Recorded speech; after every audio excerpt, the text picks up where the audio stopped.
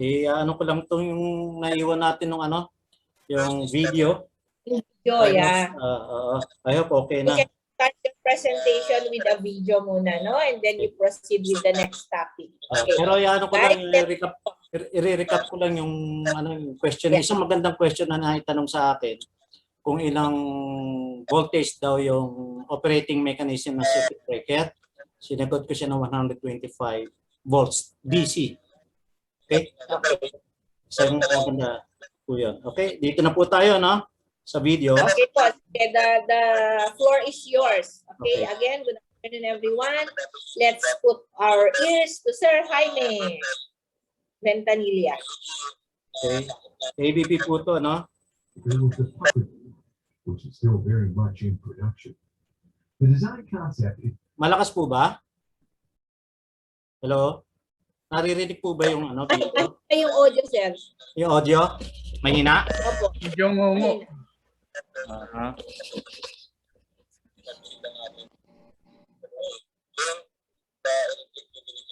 To generate pressure for the gas during the opening of the breaker.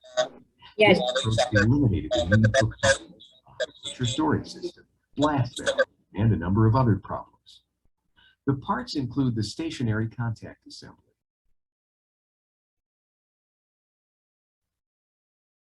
the moving contact assembly,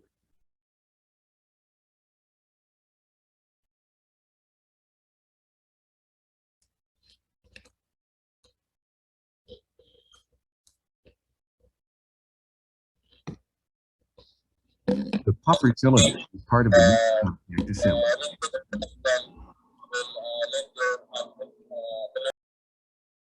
The insulating nozzles. The passage between the insulating nozzles is called the channel.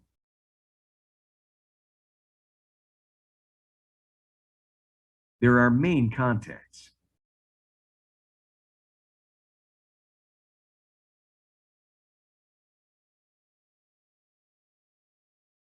When closed, the current flows through these main contacts.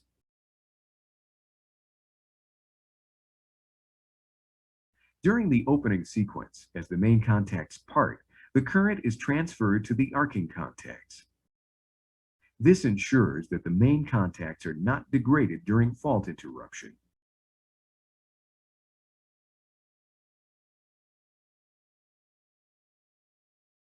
As the breaker closes, SF6 is drawn into the cylinder area as shown. This area is a piston and cylinder arrangement, although it is the cylinder that is moving and not the piston.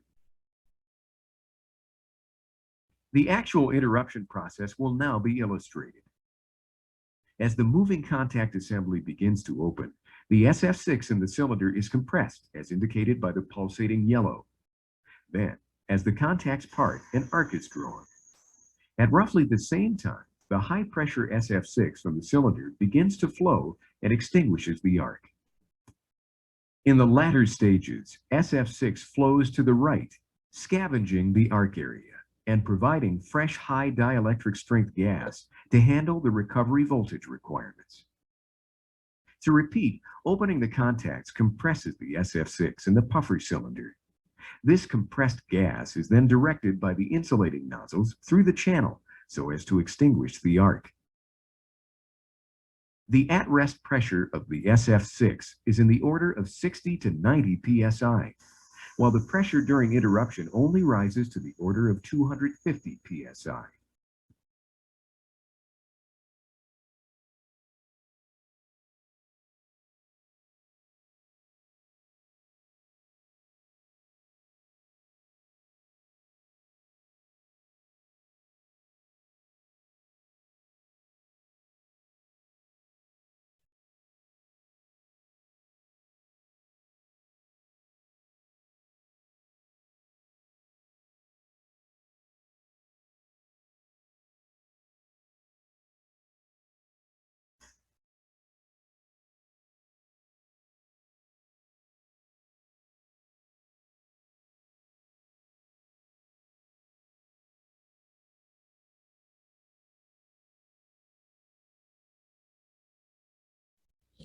So, yan po, no?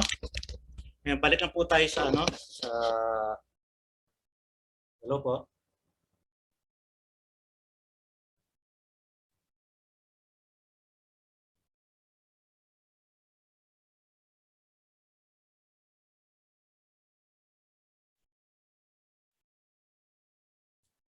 Hello po. Yes, sir. Hello. So, natapos na po tayo sa circuit breaker operation. Pupunta na ngayon tayo sa combined disconnector earthing switch or three-position disconnector or earth switch. Depending on the direction of rotation, that contact move either into the disconnector or earth switch or the neutral position. Isipin po natin parang isang sasakyan, meron kang transmission, hindi siya matic, pero ka lang primera, neutral, at saka atras. Dalawa lang yan. Sabihin natin ang primera mo, disconnector, tapos may neutral ka, tapos yung reverse mo is earth switch, earthing yun. So a separate hand crank allows the manual operation of the combined DS and ES switch. So pwede mo i-manual siya, manual operation.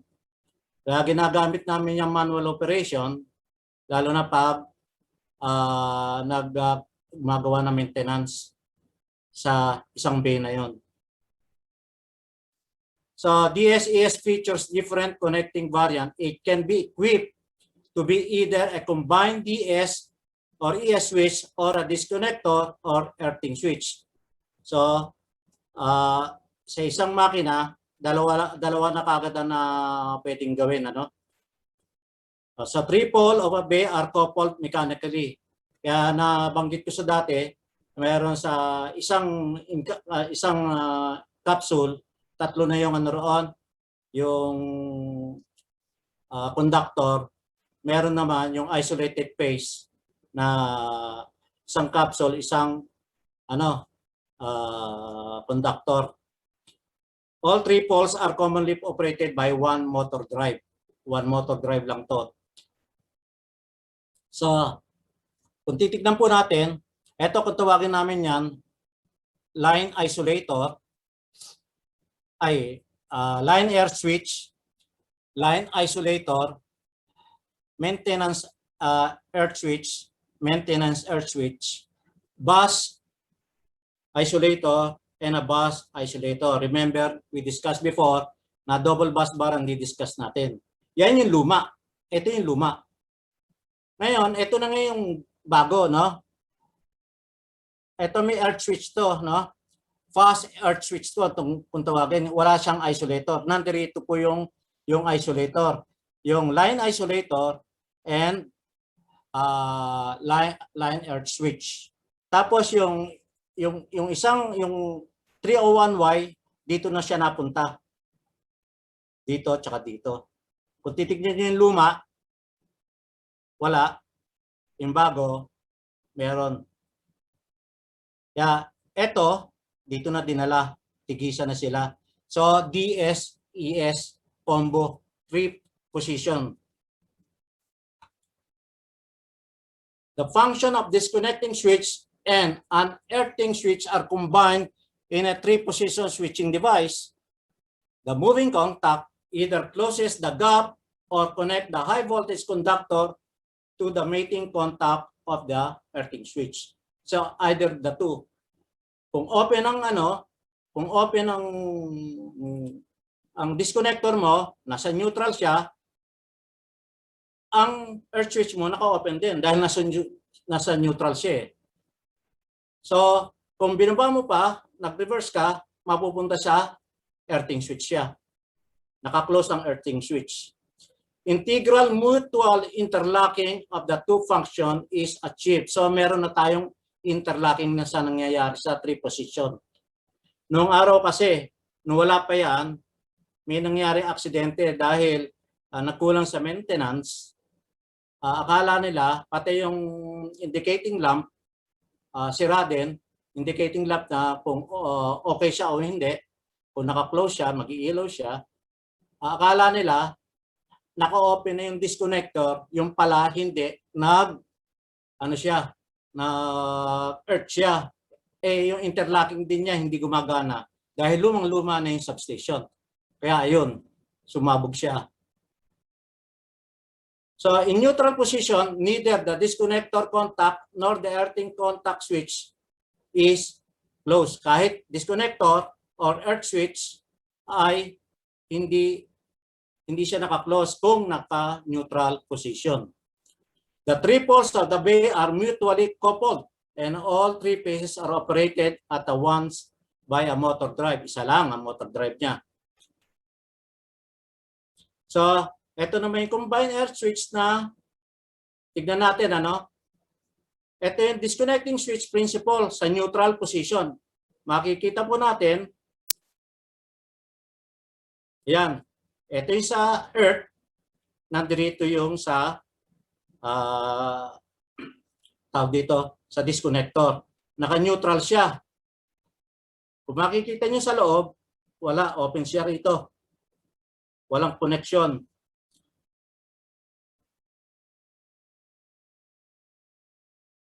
Ito naman yung disconnecting switch, close siya. Makikita niya, naka-close. Naka-close na siya. Makikita niyo na yung pagka-close dito. Yan. Hindi makapasok ang earth switch dahil parang interlock na siya eh. Paano naman sa earthing switch?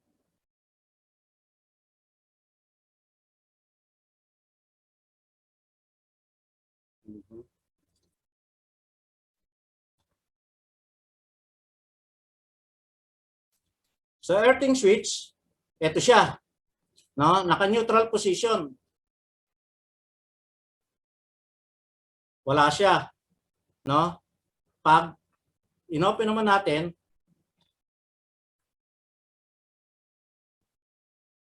ay pag-close naman natin, ayan siya, nakakabit na. Naka-close na yung earthing, andun siya. Kaya malabong magkaroon pa ng aksidente rito. So, ito naman yung isolated phase naman. So, merong isang motor drive. Ito nakakabit na sa isang minsan nito, isang shaft nito nakakabit na kagad sa isang isolated phase, let's say R. Ito naman nakakabit sa Y phase, itong blue phase, no? Kung titignan natin horizontally, ito yung motor, yung drive mechanism, yan siya. Ito yung rotating linkage, ito yung gear niya, at ito another gear. Ganyan po yan. Ano ba itsura niyan sa actual? Ito yung substation na 9020 na magpapailaw nga doon sa King Abdullah Financial District na 380 kV. Ito po yung nakikita nyo pong itim yan. Yan yung rotating linkage. Siya po yung nagpapaikot para gumana po ito. Para mag-close or open ang earth switch or a disconnector or mag-neutral siya. Ito, dinidiscuss ko po yung itong combined air switch and three position mechanism, operating mechanism niya.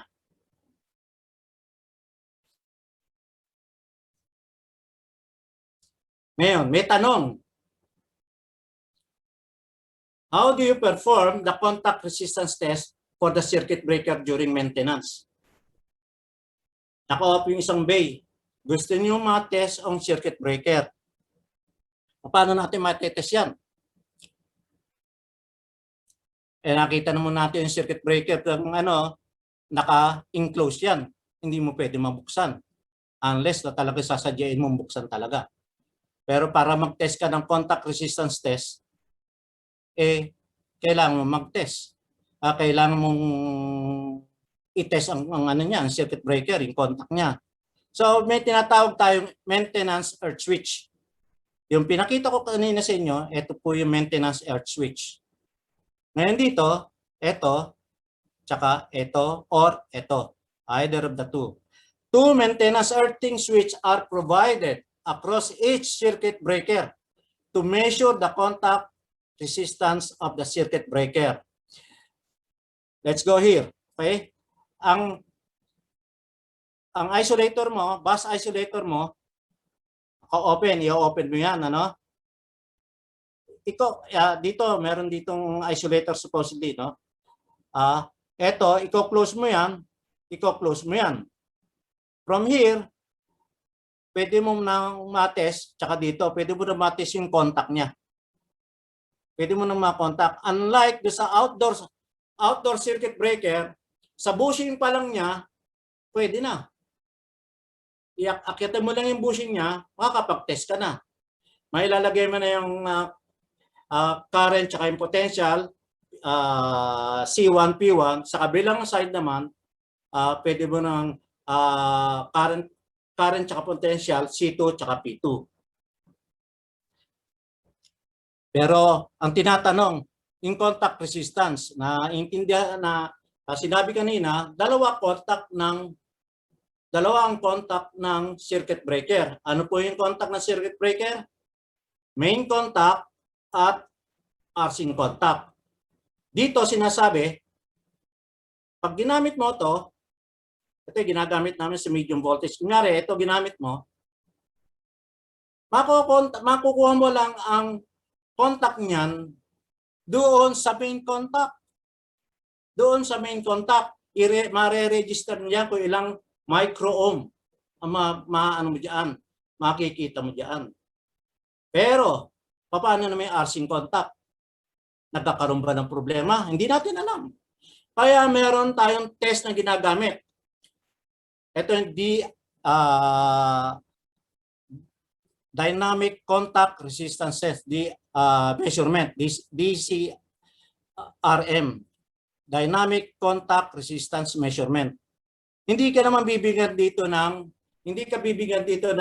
ilang micro ohms ang ano mo. Kundi bibigyan ka lang ng graph time tsaka yung y-axis.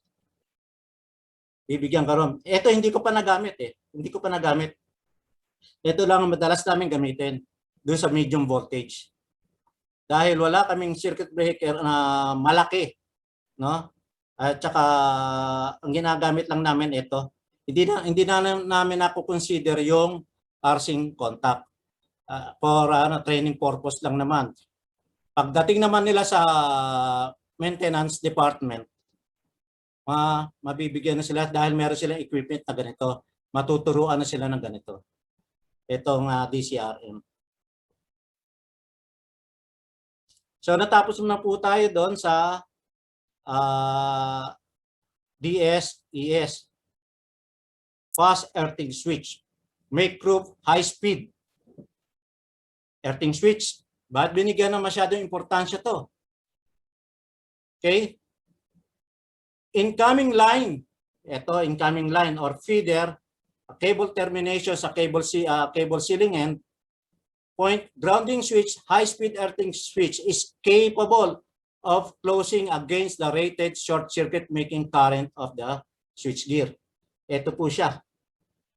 Ito yung fast earthing switch na sinasabi. All grounding switches have the same short time current rating as that of the switchgear. It provides a parallel low resistance path to drain the residual static charge quickly, thereby protecting the VT from damage. Ito po yung line VT, three-phase line VT. Kailangan yung residual niya ma-drain na ng earth para itong VT, three-phase VT ay hindi po masira.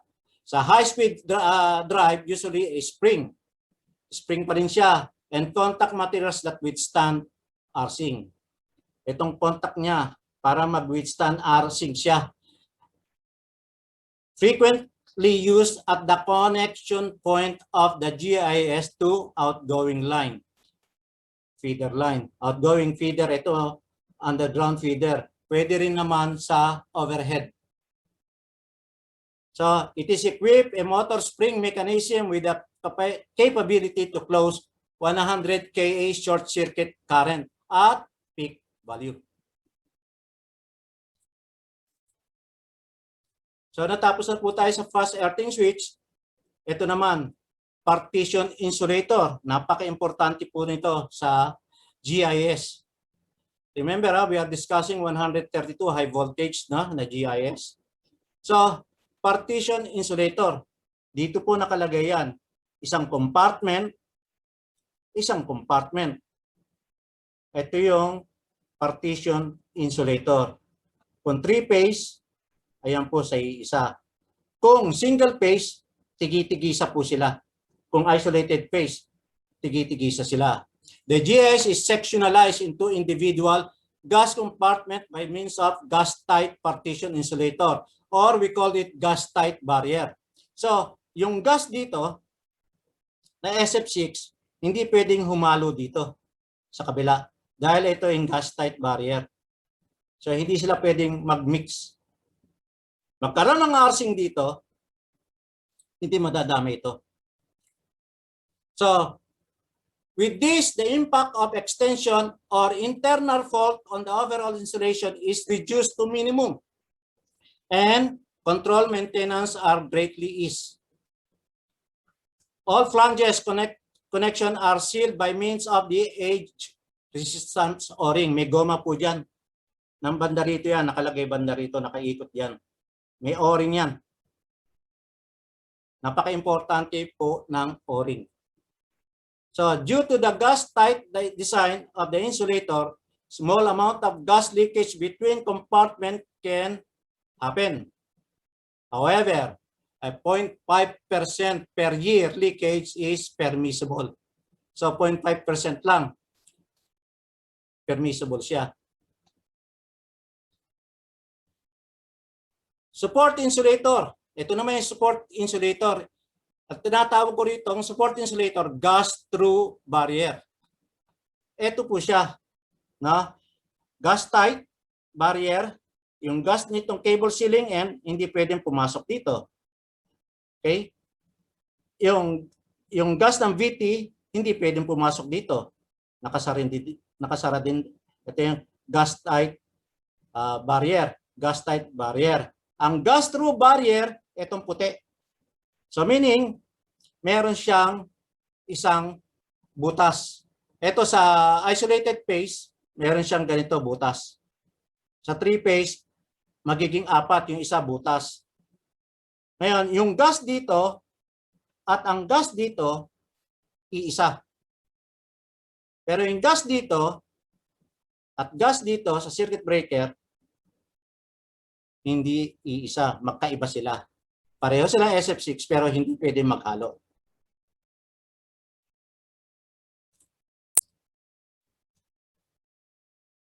So, let's go now to the instrument transformer CT-VT. Okay, current transformer. Alam naman natin kung saan natin ginagamit ang current transformer. Sa measurement at saka protection purpose.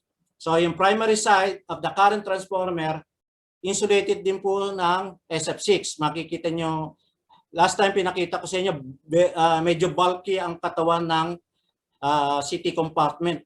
Bulky siya. The design provides an exceptional reliability since the insulating medium SF6 is not subjected to aging. The current transformer or CT are ring core. Naka-ring core po siya. The CTs are designed for satisfactory and reliable operation in conjunction with the gas-insulated switchgear under all rated and fault condition. So, naiiba ho talaga itong CT natin kung ikukumpara natin sa outdoor substation. The CTs have a fault current rating equivalent to the switchgear rating din. No? The CTs are suitable for installation on either or both sides of the circuit breaker. Meaning, sa isang side, meron siyang CT na circuit breaker or magkabilang side ng circuit breaker pero siyang CT. So, ito yung single line diagram ng isang substation sa King Abdullah 8194. Yan ang mga CT niya. Sa line, ito yung CT niya. Ito yung bus coupler, meron din siyang CT. Bus section, meron din siya CT. Bus coupler, meron din si CT. Line or feeder. Ito yung transformer. Meron din siyang CT. Transformer and then transformer. GT1, GT2, and GT3. So, ito po yung sinasabing ring core. Nakaganyan siya, no? Alam po natin kung ano yung tsura ng ring core. Pero nakabalot siya, binalot niya. Okay? Ito, pinakikita rito yung isolated phase.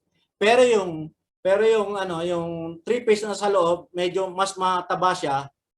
Kada conductor meron siyang CT sa loob. Naka-arrange yun. Meron siyang CT. It is a multi-core CT. Ito, katulad to, ilang core to? 1, 2, 3, 4. Dito, ilang core to? 1, 2, 3, 4, 6. Now, depende sa design yan. Ay sinasabi, either or both side ng circuit breaker. Ito po, ito yung circuit breaker. And this is the CT compartment. Another CT compartment. Yan po yung sinasabi niya. So, talagang marami siyang protection tsaka sa measurement. So, punta naman tayo sa voltage transformer. Bago lahat, ang discussion dito sa hindi pa nakapag ng part 1 ay ito pa yung bird's eye view lang to, no? Hindi kasama rito i-discuss ko yung pinakaloob niya. Masarap sana ang pinakaloob para may discuss ko mabuti. Kailangan may discuss ko lahat. Kaya nga biglang nag-part 3. Substation ang inaano ko, yung 3 main equipment. So, kaya medyo mabilis tayo. Okay? Voltage transformer. So, ganun din po. Katulad sa CT, measurement and protection purposes. Measurement and protection purposes. Ang primary is 132 kV. Ang secondary niya, depende. Merong 120, may 115, may 110. Secondary yun, volts. The primary and secondary side of the voltage are insulated with SF6 again. The design is self-contained in a compartment that provides an exceptional reliability since the insulating medium SF6 is not subject to aging.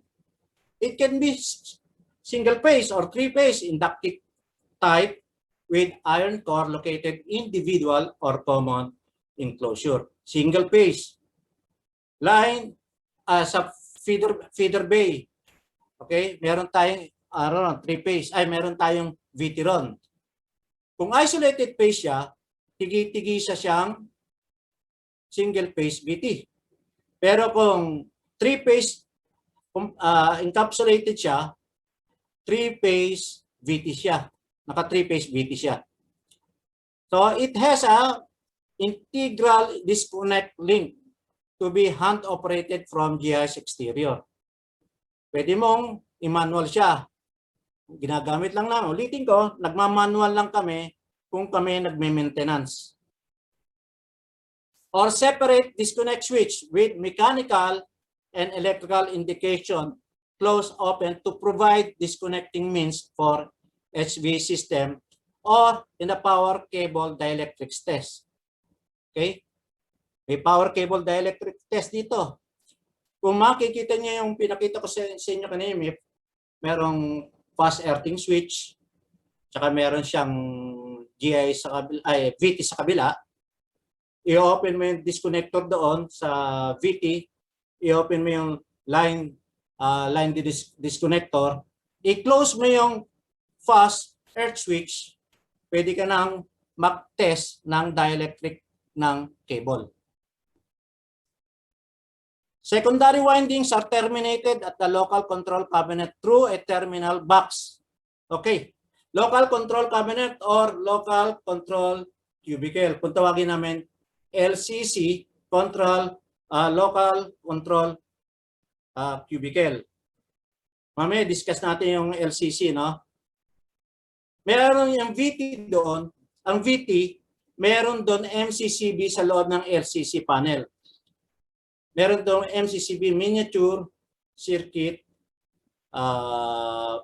circuit breaker. Okay?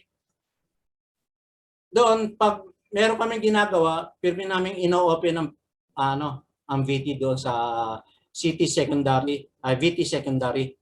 Ino-open namin 'yon. The secondary terminal shall be connected to the terminal box via gas tight bushing. Yung secondary terminal ng VT, meron siyang gas tight bushing din. So, ito yung sinasabi ko. Okay, pwede ka makapag-test ng cable dito. Kung underground cable, pwede mo siya mai-test. Open mo to, close mo to, makaka-test ka na ng cable mo. At ito po yung VT niya. Ito yung cable sealing end. Dito dadaan yung cable. Yung tatlong cable, ito yung 3-phase . Tapos, iyan na ng VT yan. Nakakonekta na yung VT dyan. Yan po yung VT. Ito yan. So, how many VTs we have? Ito yung 8192. Isang substation doon sa King Abdullah rin. Sa dalawa, line VT, bus bar VT,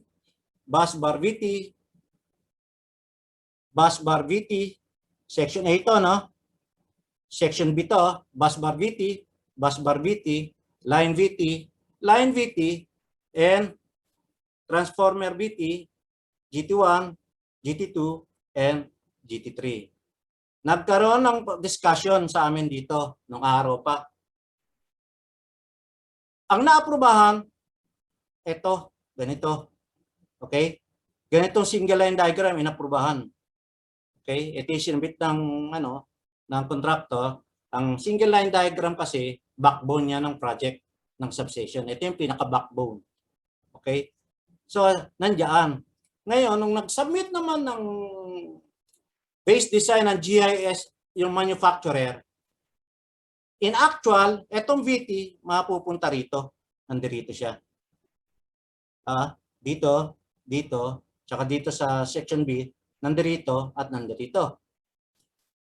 Kinwestiyon ngayon ng engineering and design na nag-approve ng base design ng GIS. Sinabi ko sa kanya, anong problema? Wala namang problema yan. Kako, 132, ang tumatakbo dyan, 132 kV. Ilagay mo dyan, ilagay mo dito, ganun pa rin yan. 132 kV pa rin yung kukunin ng VT. At ibababa niya ng 110 volts. Ayaw pa rin. Gusto niya raw tawagin yung manufacturer. Okay, tawagin yung manufacturer. So pagdating doon, nag-preside ako ng meeting, nandoon yung contractor, nandoon yung manufacturer, tapos nandoon yung engineering and design. Napahaba ang pintuan. Ako yung pinagtanungan. Kako, dinismiss ko na yung meeting.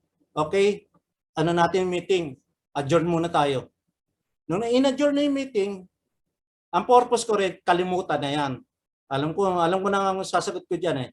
Kalimutan na yan. Pag sinagot ko, tama yung nandito, okay lang, walang problema. Sa harapan ng contractor tsaka ng mapapahiya naman yung kasamahan ko sa trabaho. Ayoko nang ganon. Harapan, mapapahiya siya. Dahil dito pa rin ako. Nandyan na yan . Wala namang problema kahit saan mo ilagay yan dyan . Ito VT. Wala namang problema dyan . As long as 132 pa rin. Ngayon, nung natapos yung meeting, lumapit sa akin yung contractor tsaka manufacturer. Paano rin yan, sir? Sabi niya sa akin. Sabi ko, Walang problema. Kako. Etong tiga-engineering and design, hindi naman pupunta sa site yan eh. Gawin nyo na kung ano yung nararapat. Ilagay nyo na yan nandiyan. Kung ano yung nandyan, kung nandito yung VT nyo, tuloy nyo, sagot ko kayo. Ginanong ko. Walang problema. Hindi papasyal yan tiga-engineering and design. Kilala ko sila. Hindi sila magsa-site inspection. Ako lang ang nagsa-site inspection. Walang iba. O, ganun na nangyari. Ito po yung VT. Ito actually ito yung naka ano siya. Ito nakaikot dapat eh. Ito ganyan siya. So meron siya insulator, enclosure, ito yung conductor sa 132 kV. Tapos dito port, tapos maglalabas na siya ng 110 volts. Yan siya, no? Ito yung three-phase VT2 eh. Na hindi lang naman pinakita yung isa. Okay, natapos na tayo sa instrument transformer, gas density meter, gas pressure monitor. Okay? Hello po? May nakikinig po ba? Hello? Naririnig po ba? Sige, sir. Hello, sir. Maliwanag, sir. Maliwanag. Maliwanag, okay? Gas density meter na tayo. O, gas pressure monitor. Ito po siya. Makikita nyo po yan sa GIS. Yan po siya. Makikita nyo, red. Makikita na nyo rito, red. Low pressure, high pressure, etong green. Safe tayo dyan. Ito, alarm tayo rito. Siya yellow. Okay? SF6 gas in each individual compartment. Ano? Ito yung sinasabi ko. Kada compartment, na-monitor siya ng pressure gauge. Okay?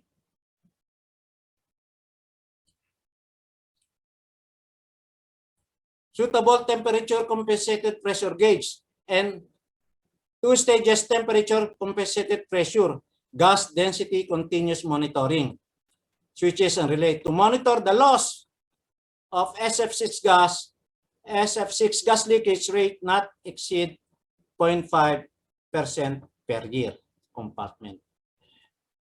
Okay, pressure. Pinag-usapan natin yung pressure. Paano magkakaroon ng pressure kung nandito ka lang, high pressure? Magkakaroon po siya ng high pressure kung nagde-develop ang arcing sa loob. Nagkakaroon ng problema sa loob. Kaya magkakaroon ng tataas ang pressure niya, sigurado yon. Kaya pero very minimal yan nangyari. Rare, very rare mangyari yan. So, the dial of the pressure gauge are graduated to read pressures and colored green as a normal. Yellow, alarm stage 1. Okay? And red, alarm stage 2. Urgent yan, pressure condition. Okay. Alarm stage 1.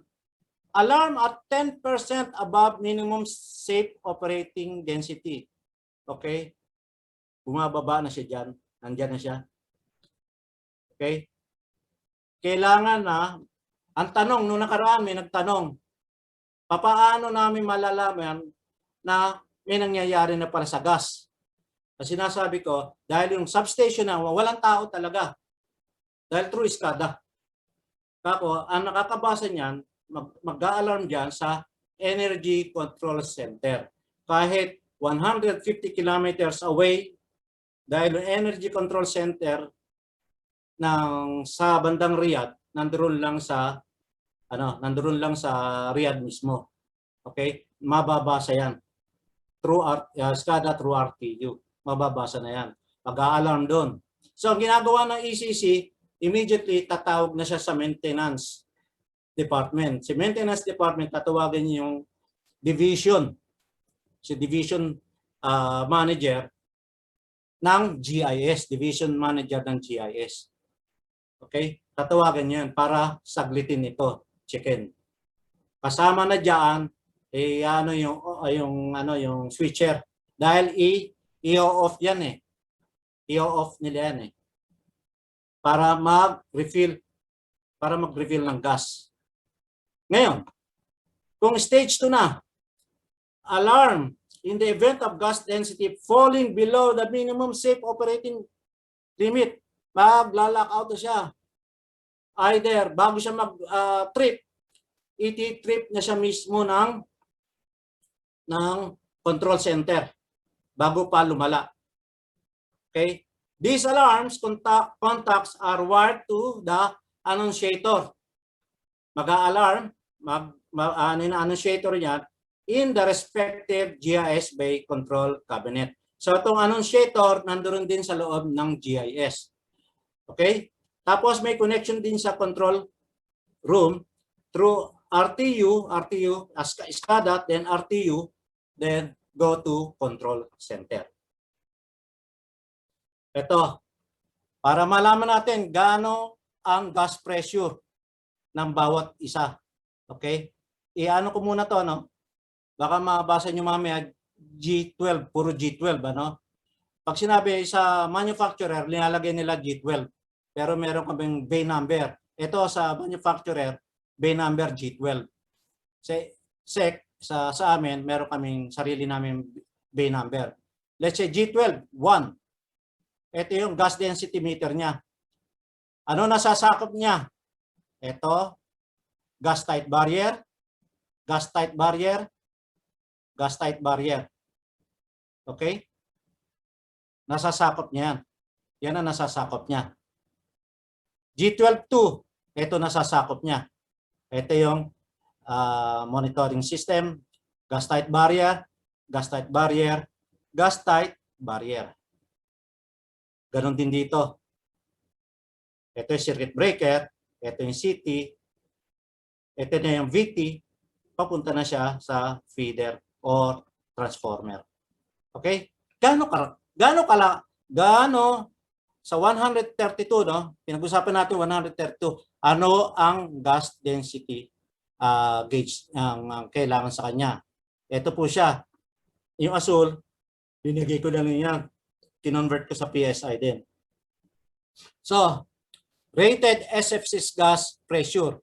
Circuit breaker. Ito yung rated niya, no? 600 kilopascal at 20 degrees Celsius. 87 PSI. By the way, bago pag ito ina-assemble na, ang GIS room, meron ng air condition yan. Either yung temporary air condition, pinagagana. Para dahil kailangan namin, naka-close ang GIS room. Ayaw namin at least na makapasok ang alikabok. Pag meron ng sunstorm, sinisil lahat nila yung yung hindi pa natatakpan at tigil ang gawa. Dahil kahit yung maliit na kahit na close yung mga pinto, nakakapasok pa rin yung alikabok sa sunstorm. Napakapino. Kung malalaman nyo lang. So, again, circuit breaker, 600 kilopascal. Yung rated niya, no? Yung main bus, sa atin, yung double bus bar, 400 kilopascal or 58 PSI. Others is DS, ES, CT, VT, other bus is 400 kilopascal at 20 degrees Celsius, no? 58 PSI. So, pag nagkaroon naman ng abnormality, ano ang nagiging pressure? Circuit breaker. SF6 gas pressure at 20 degree Celsius, 20 degrees Celsius, no? 800 kilopascal, 116 PSI, high pressure alarm. Pero dito yung high pressure alarm, ino-off na yan. Pag alarm na yan, high pressure, ino-off na yan. Either ng ECC or ng relay. Magseset na ng signal yan to trip. Okay? Circuit breaker, 550. Remember, 600. 550. Dito yung alarm stage 1. Ito yung first stage, leak alarm. Refilling stage pa lang yan. Okay? Yung maintenance pupunta na ron para mag-refill lang. Pero i-off pa rin yung circuit breaker. Yung bay na yun, i-off pa rin yun. Ngayon, pag nag-500 kilopascal na siya, okay? Remember, 600, sorry. 500, second stage, okay? Pressure relief, pressure failure na. Nag-failure na yung pressure. Bumababa na ng husto. Isasara na, i-open na ng control center yan or magti-trip na siya. Okay? Yan po ang sa circuit breaker.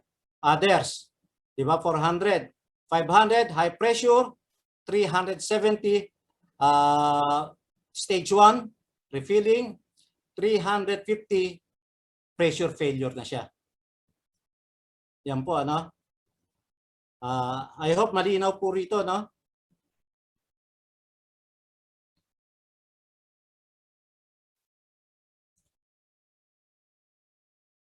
So, ito po, tinatawag po natin yan.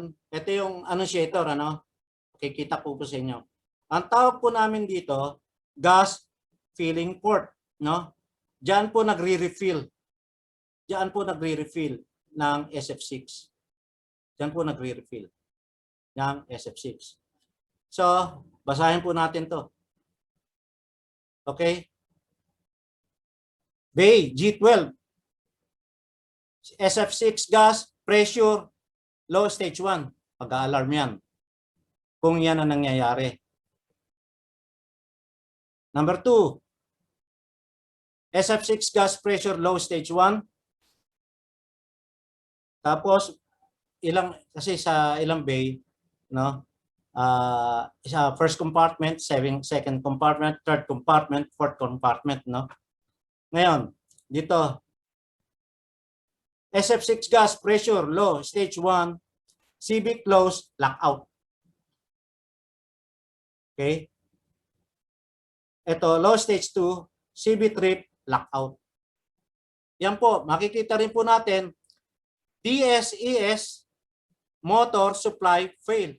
Mag-a-alarm pa rin yan. DSES motor running time exceed. Yung motor, pag mag-charge yung motor diyan, yung tagal niya, nag-i-exceed siya. Okay? Marami pa diyan. Trip circuit supervision failure.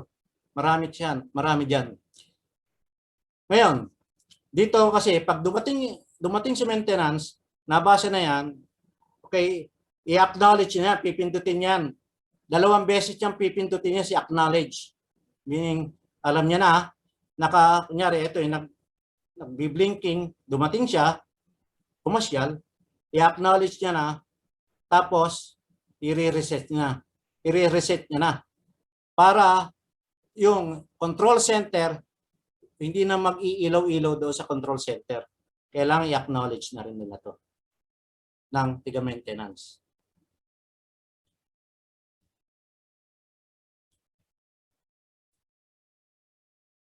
GIS interface point.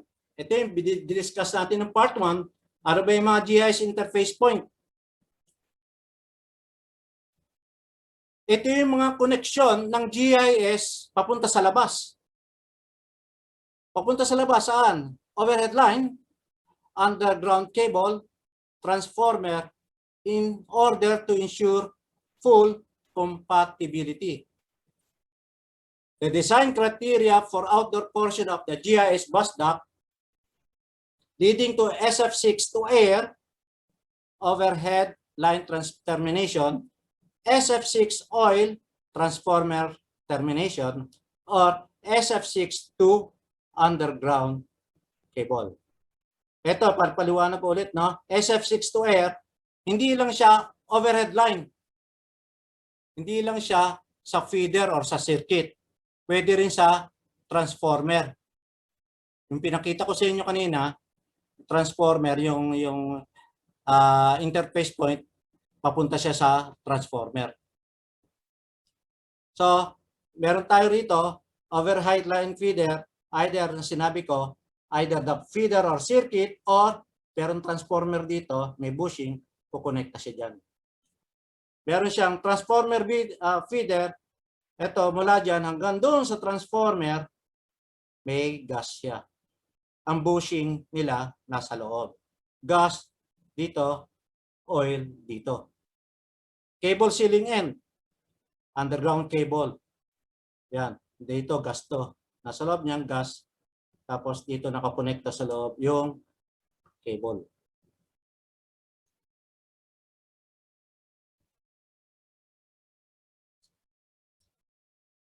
So SF6 to air bushing. So what do we have? Okay. Number 1, terminal. So dito kinukonekta, kunyari galing ng feeder, dito kukonekta. Or galing ng transformer, meron siyang cable dito, yung ACSR para makakonekta rito, or tubular bus para makakonekta rito sa bushing ng transformer. So upper shield. Number 2, bushing. Ito yung bushing. Yung kulay brown, no? Conductor. Ito na yung pinaka-conductor niya. SF6 gas, itong dilaw. Internal shield, naka-shield siya. Tapos yung number 7, yung tulip. Alam mo yung tulip na sinasabi? Ito yung connecting point. Kahit doon sa medium voltage switch, circuit breaker nyo, tanggalin nyo yung circuit breaker, makikita nyo yung parang ganyan. Tulip. Tawagin namin ko tulip contact yun.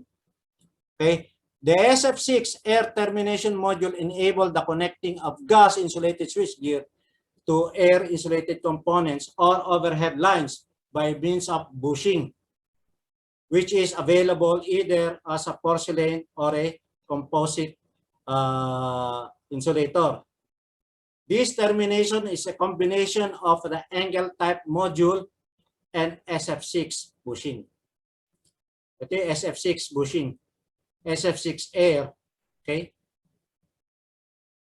The length and shed form and creepage distance of the outdoor SF6 bushing can be adapted to various requirements with regards to insulation coordination, minimum clearance, or degree of pollution. Ayan po siya, no? Ano naman, cable sealing end. 132 kV cable. Ayan siya, no? Ito, no? Number 1, cable. Number 2, epoxy resin. Number 3, yung dilaw, SF6 gas. Shield, okay? And then, tulip. Contact tulip. So, dito yung connecting point niya sa cable sealing end niya. Pero, lahat yan, meron siyang gas. Ito yung pinaka parang number 3 niya. Number 4 niya yung shield niya. This module acts as a link between the metal enclosed gas insulated switchgear and the high voltage cable. All types of high voltage cable complying with IEC 62271-209 can be connected. The inspection hole also provide the connecting flange for the high voltage cable testing set. During high voltage cable testing, the primary conductor between the cable sealing end and the switchgear can be removed. Ito naman po yung SF6 to oil transformer termination. Okay? Ito yung, ganito ang itsura niyan, in actual, ano? Ito po yung 500 MVA to, na dinala ko yung estudyante ko. Yan, ganyan. 500 MVA. Substation 9020.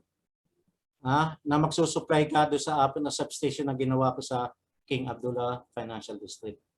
Okay? So the transformer termination module enables a direct SF6 oil tube connection from GIS to an oil insulated transformer or reactor. Okay?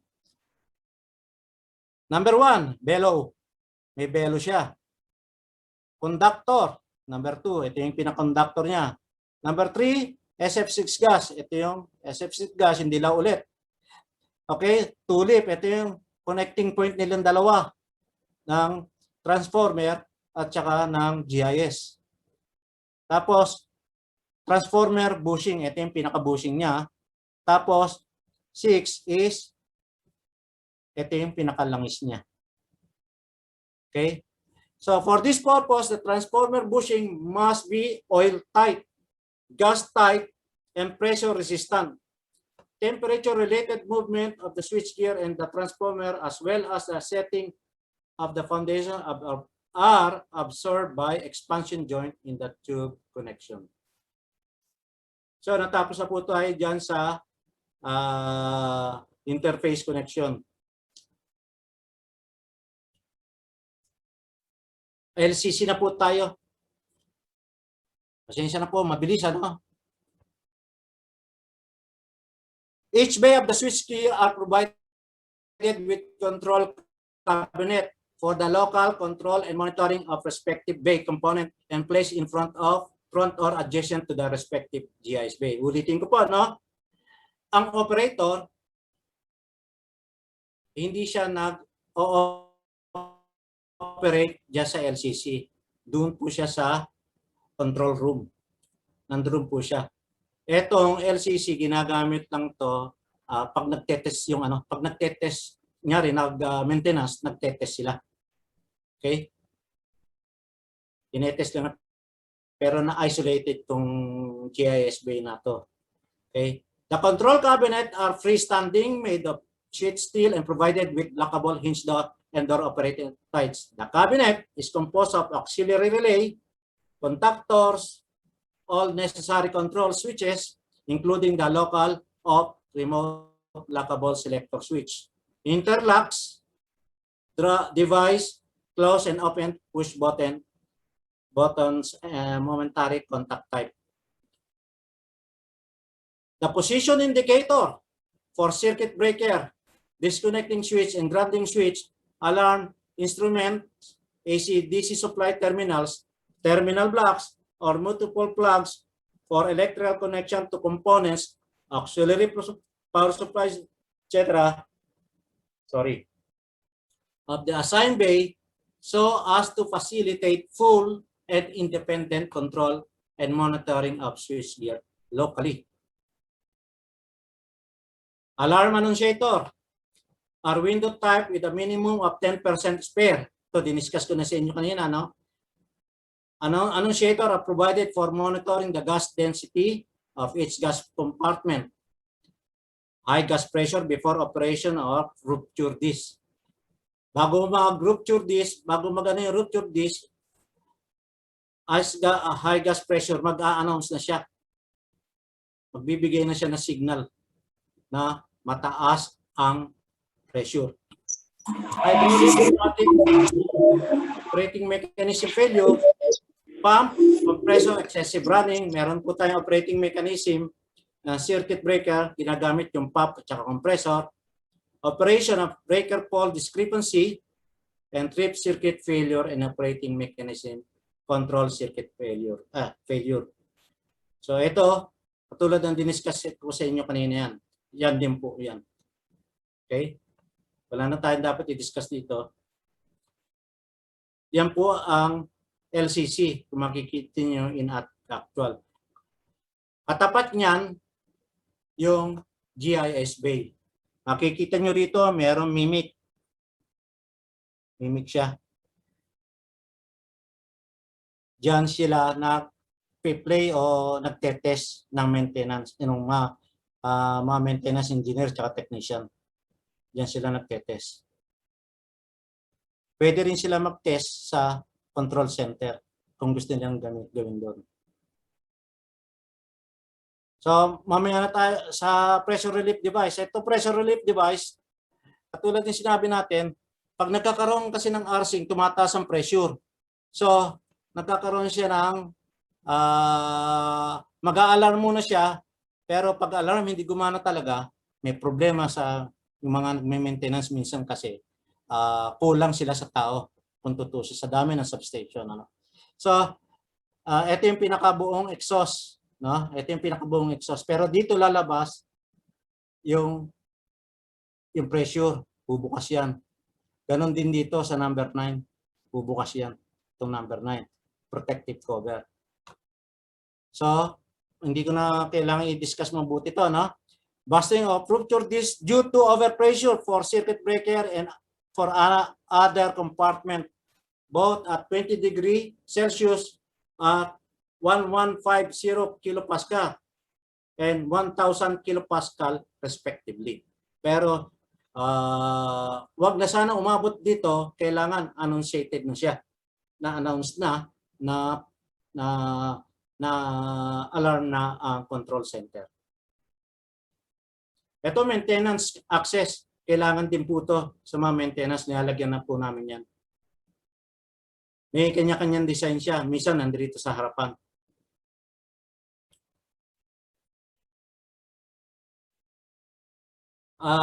Iano ko lang to, no?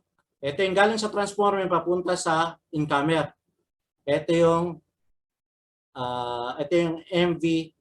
MV cable.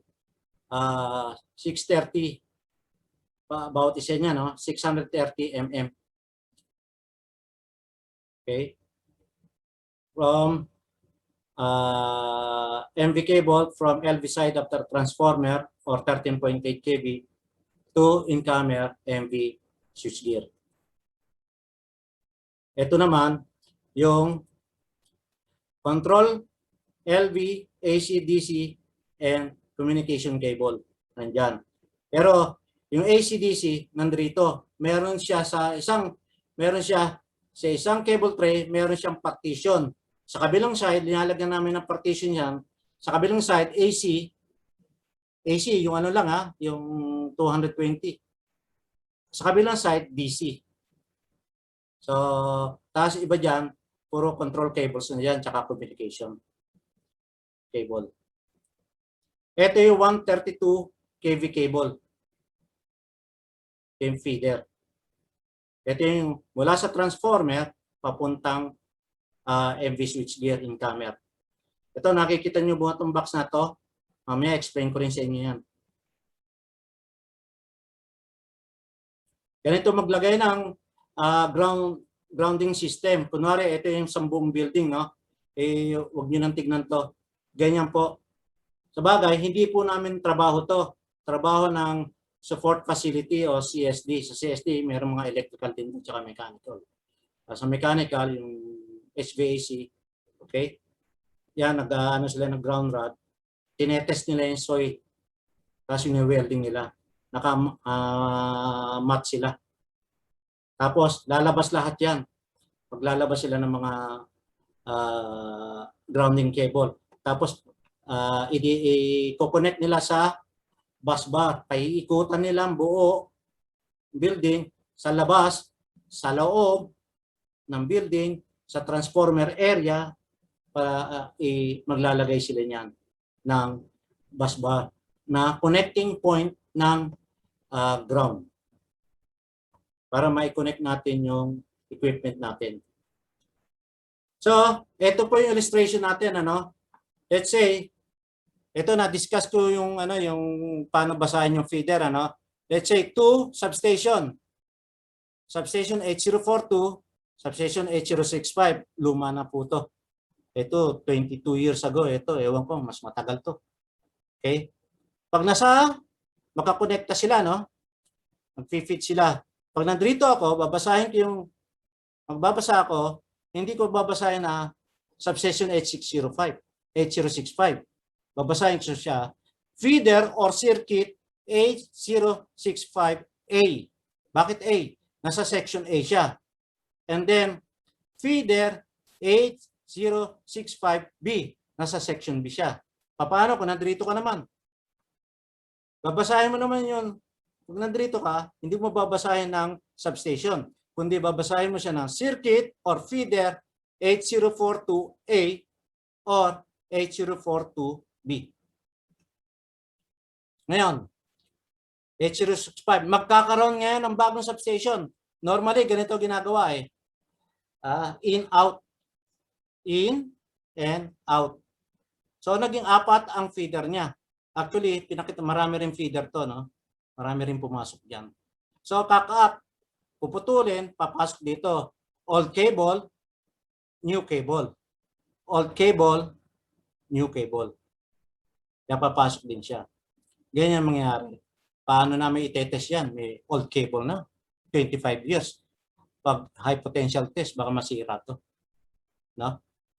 So, nag-uusap si contractor, pag titetest to, i-ano na lang siya ng 132 kV. Pag na-energize na yan, walang load. No? Walang load. 132 kV for 24 hours. Naka-soak siya. May voltahe na siya, 132 kV. Pero wala siyang load, ano? Ganyan ang pirming napapag-usapan dyan. Pag luma na yung isa, bago yung isa, mahirap kasing mag-high voltage test. Maapektuhan itong luma eh. So, isosoak lang natin siya ng 132 kV. Ngayon, link box with SBL, link box with SBL. Hindi ko sinasabing both ends meron ha. Sinasabi ko lang, maaring meron dito or maaring meron dito. Bakit meron tayong sheet voltage limiter? Normally, yung SBL, para rin siyang surge arrestor. So, hanggang tumatakbo yan, meron siyang induced voltage. Sa amin, kina-cut off na namin yan. Okay? Yung sheet, pinalalabas namin at binababa na. 65 volts ang ano namin, ang voltage, 65 volts. Kailangan i-ano na namin yan. I-earth na namin yan para mawala. Delikado kasi yan. Makikita niyo minsan nasa may kalsada. O minsan, yung isa niya, nakita niyo, pinakita ko sa inyo may cable, nandoon yung box, nasa loob na. Dahil may iksilab naman ng distansya, nasa loob na siya. Para wala nang problema sa may walk area. Actually, itong box na nasa walk area, ito nasa kalsada, gilid ng kalsada. Ito po siya. The walkway, ito yung sheet voltage limiter. Ayan po siya. Ito yung SBL niya. Tsaka yun. Okay? Bakit naka-cross? Yan yung sinasabi natin cross banding na, naka-cross banding. Parang nagli-limit din siya ng insulating current. Ganyan siya, naka-cross band. Ngayon, ito nga pala iparirinig ko sa inyo, ang problema kasi rito, nagkaroon ng problema rito sa nung kinukunan to, akala namin gumagana yung video. Yung pala, nakashot lang, tapos gumagana ang audio. So, iano ko lang sa inyo to kaya ko inaano yung mga estudyante rito, para maramdaman nila kung gaano lakas ng GIS pag nagpo-flow sila. Okay, ilalapit ko sa microphone to. Sana mapakinggan nyo.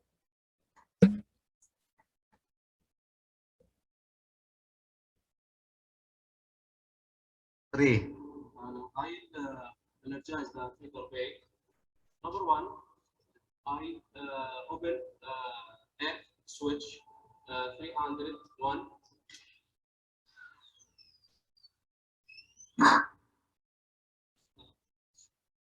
Naririnig niyo po ba? Hello? Hello? Oo, hindi masyado. Hindi po masyado. Lalapit ko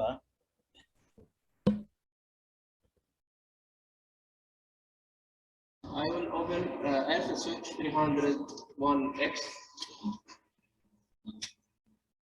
After that, I will open F switch 301Y.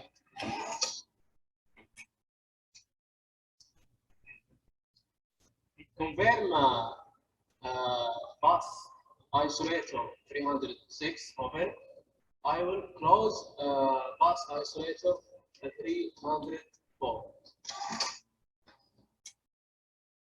Here line isolator 303 I will close. Finally, I will close circuit breaker 305. yung problema.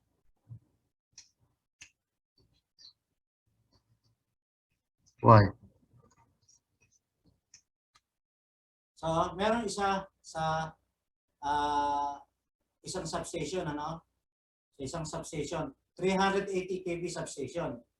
Second one, in the switching operation, opening at 380 kV middle cutoff bay. Ito yung sinasabi natin middle cutoff bay na diniscuss ko in part 1 sa busbar configuration na 1.5 breaker or breaker and a half, kung tawagin namin yan. It is to be noted, okay, that when doing a switching program, opening or isolating the circuit breaker, for some reason, circuit breaker 730, ito po siya, 730, must be opened first. Okay, mag-open po tayo, no? Siguro may maintenance. Must be opened first, followed by the disconnector, 734 at saka 736. Tapos, and if required, earth switch 735 and 737 will be closed. Okay? The training here is so advanced. Bakit? Isa pa lang siya, nag-switch na siya. Pakinggan po natin. Circuit breaker lang po siya, no? Ano yun natin? First, I will.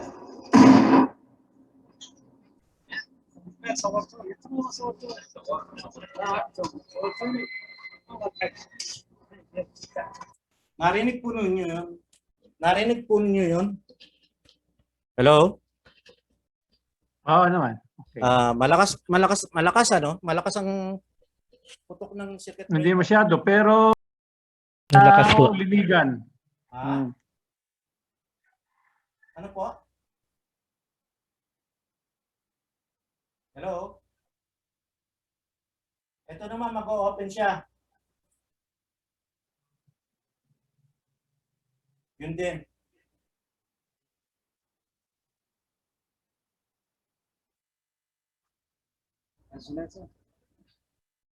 Okay. I would left close it. No. So wait.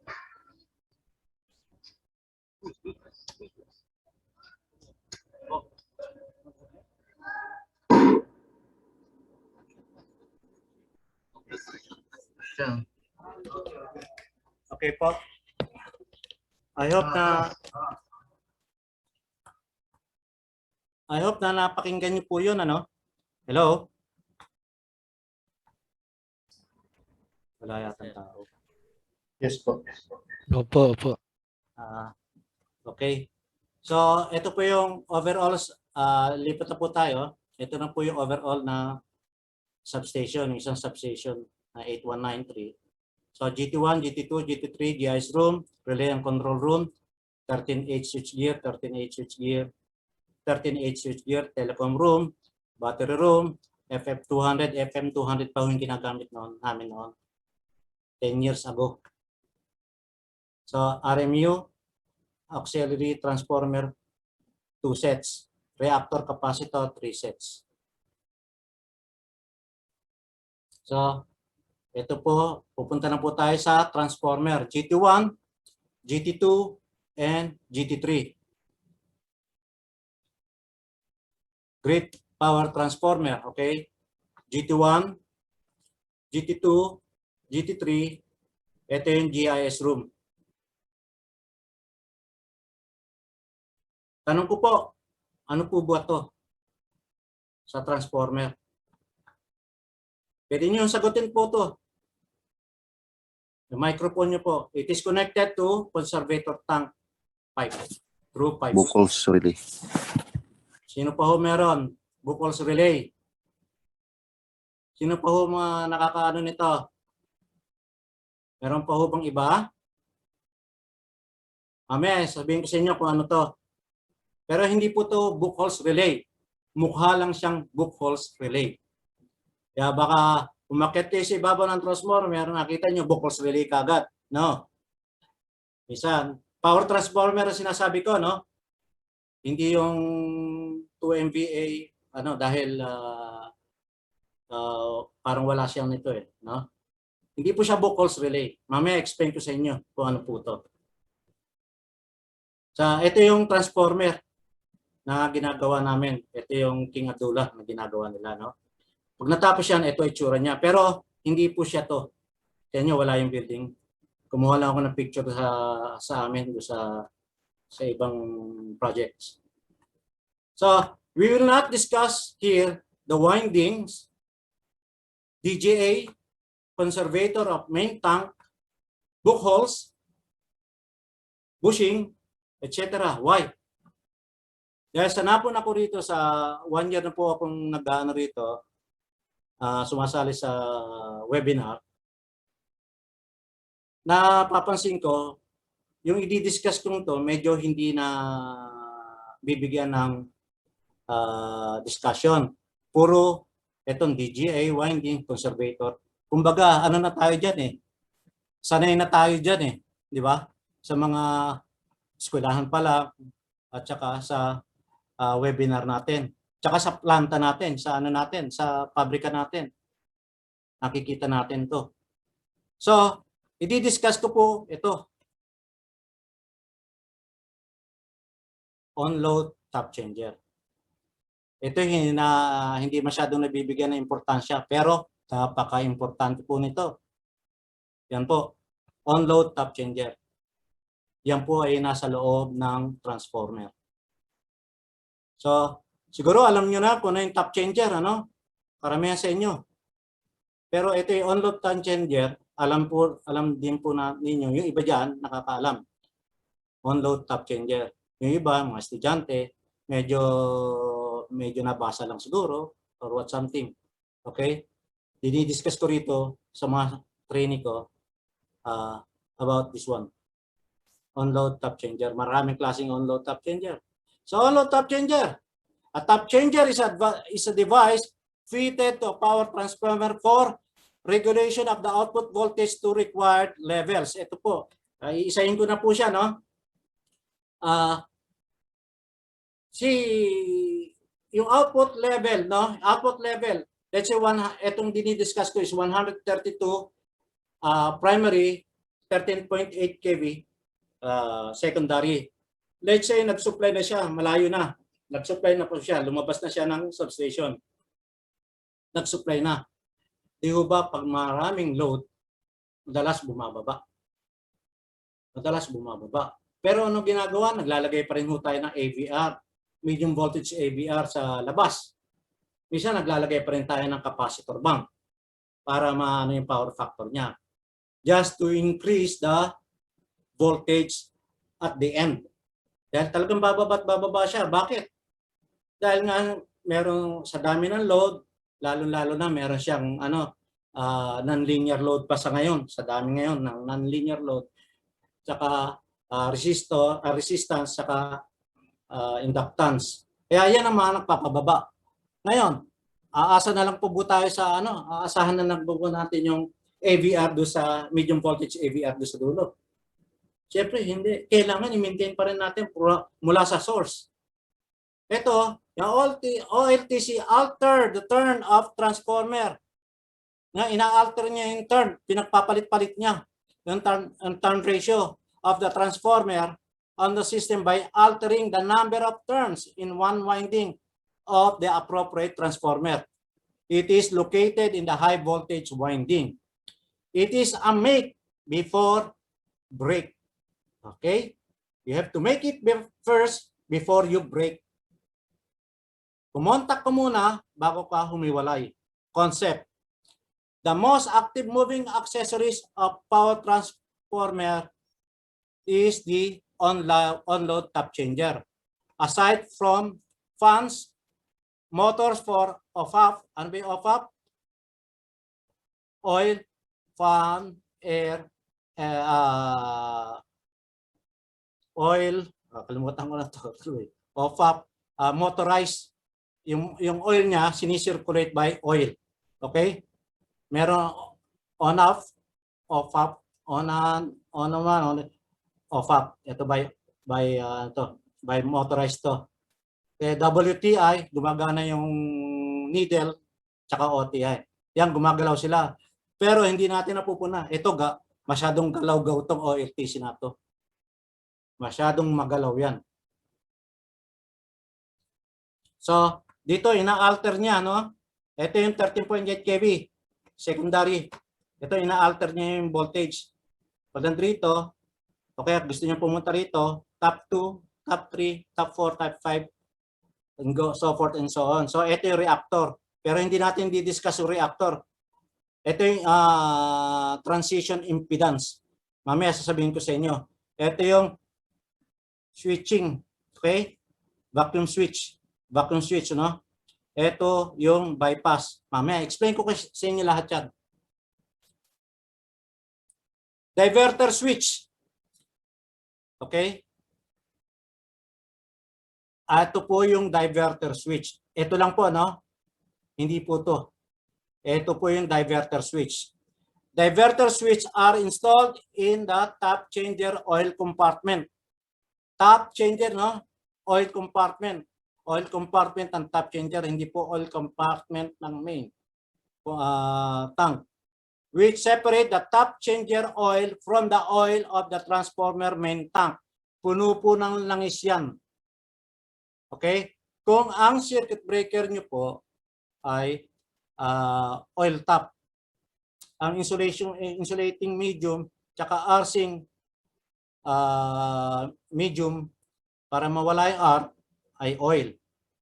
Ito po yung nandito lang po siya.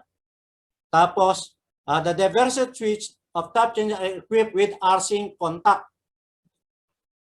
Ito po yung arcing contact. Yan po yung arcing contact na yan. Yan po yung arcing. Ito nakababa, hindi siya connected. Ito ibabaw. Ibig sabihin, may enclosure yan. Ito enclosure. Nakadikit na siya. Ito yung nakatap.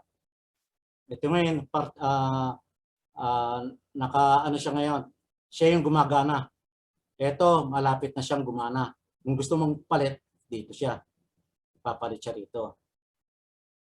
Mula rito, papalitan dito. Di-discuss ko sa inyo mamaya. The top selector switch connect a common terminal to multiplicity of lead connected to the top winding of the transformer. Ito po siya, selector switch. Dito po siya. Ito po yung nakalubog sa transformer oil tank, no? Nasa transformer oil tank yan, nakalubog yan. Ito po yung vacuum. Ito, kung vacuum type yung OLTC nyo, wala to. Wala po to. Kundi ito po. Ang nagkakaroon ng contact, alam po natin yung contact ng vacuum circuit breaker, parang ganun din to. Inside the vacuum. Okay? Ganun din to. Hindi yan. Pero may langis pa rin siya. Dito. Dahil ito, wala namang pakialam din sa loob, meaning, isolated siya doon sa loob nito. Pero may langis pa rin siya. Bakit may langis?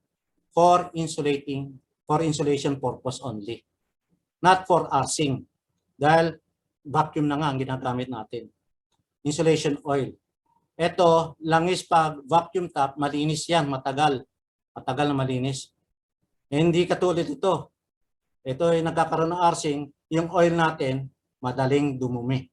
Kaya hindi pwedeng may halo. Pero, kung vacuum pa rin, hindi pa rin nakahalo ang langis nito sa main tank. So, yan po yan, ano?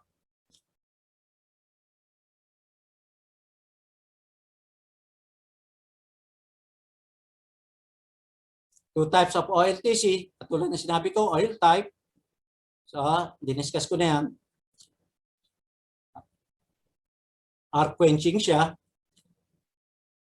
The degree of contamination. Kaya bakit hindi natin hinahalo eh? Dahil madalas ang arc dito pag nagpapalit ng top, the degree of contamination depends upon the operating current of the OLTC, the number of operation, and to some degree, the quality of the insulating oil. So mahirap mahalo to. Pag humalo to sa main, masisira pati yung langis natin sa main transformer. So ito po siya. Ito yung oil type, ito yung vacuum type. Ito siya, ulit.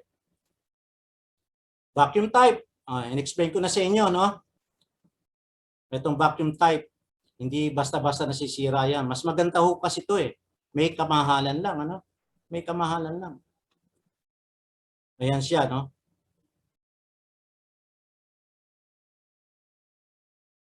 Ito.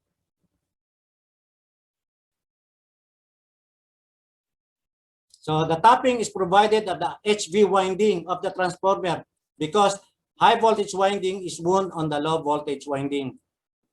Okay, the current in the HV winding of the transformer is smaller due to small contacts and lead are required for tapping connection. So ayan siya. Ito yung switch, selector switch. Ayan siya. Yung nasa loob niya, yung nasa gitna niyan, yan yung secondary. Yung nasa gitna niyan. Yung nasa loob. Ito yung isa pa. Siguro yung isa nasa kabilang side. Okay.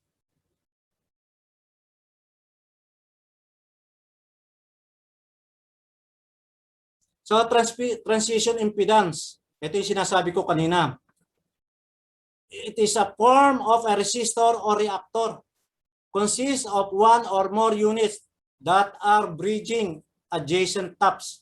So nagbi-bridge siya sa adjacent taps for the purpose of transferring load from one tap to the other without interruption or appreciable change in the load current. Isipin po natin, kung NLTC, ito OLTC, yung NLTC sa mga 1 MVA, 2 MVA or less, NLTC. Ano yung NLTC?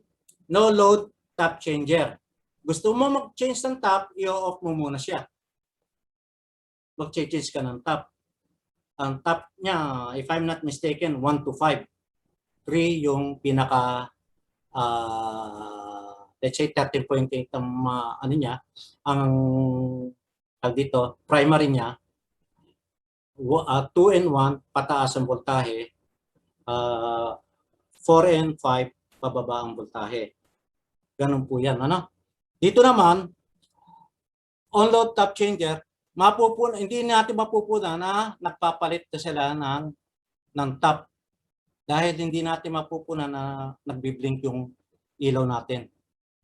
At the same time, they are limiting the circulating current. Ang kulit ito si circulating current.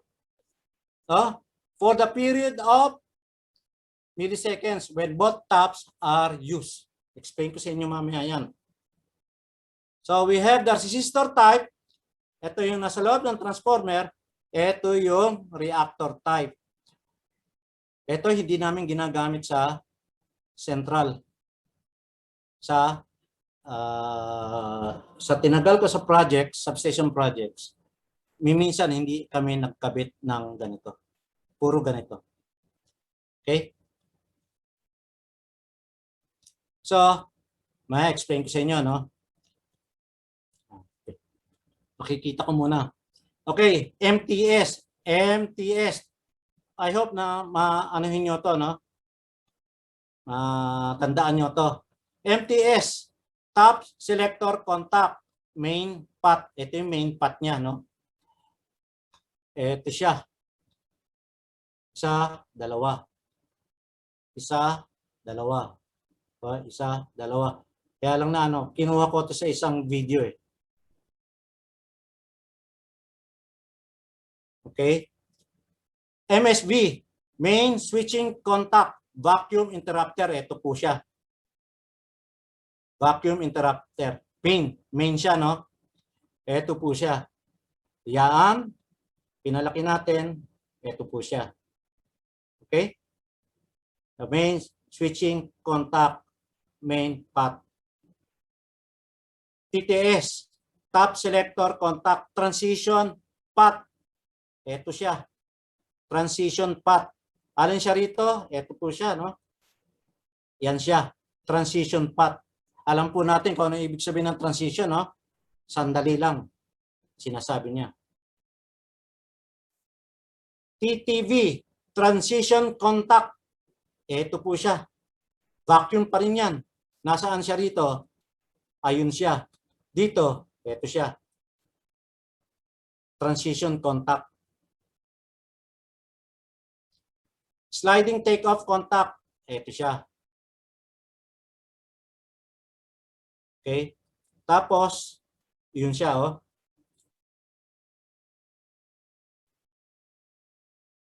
Transition resistor. Ito siya. Ito siya. Yan. Ayan. Ito siya. Banda rito. Yan yung resistor. Circulating current. Ito siya. Yan. Ngayon, pag-aralan po natin.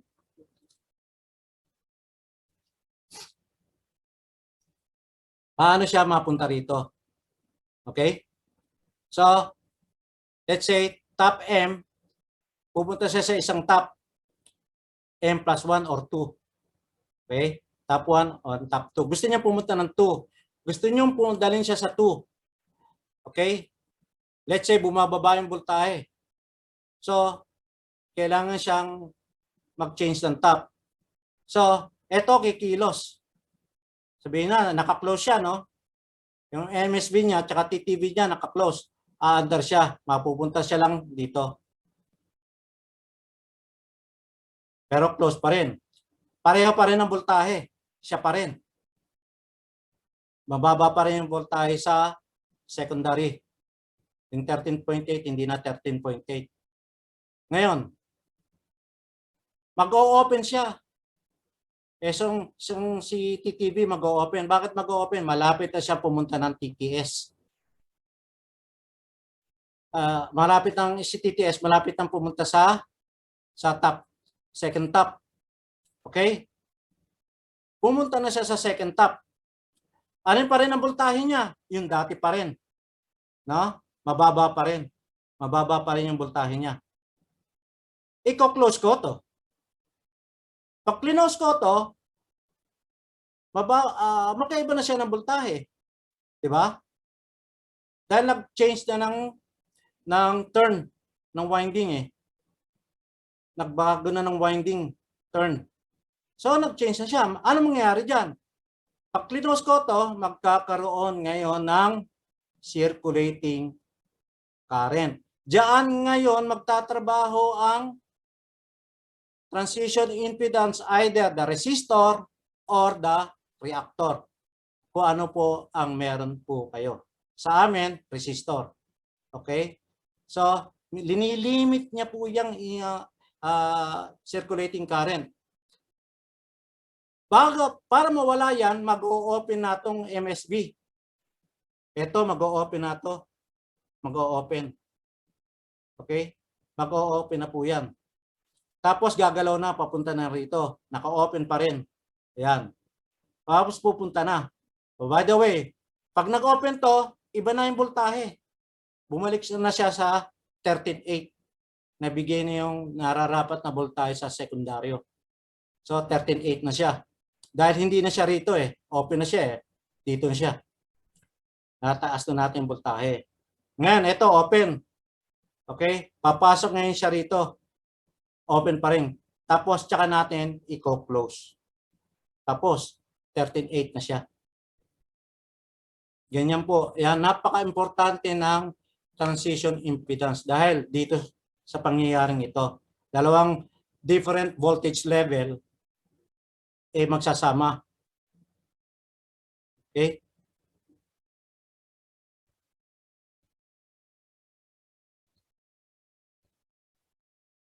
So, motor drive unit. Ayan po siya. Siguro madalas sa inyo may nakakita na nito, no? Sa transformer. So, it's used for operating on-load tap changer, also in regulating transformer. Motor drive unit.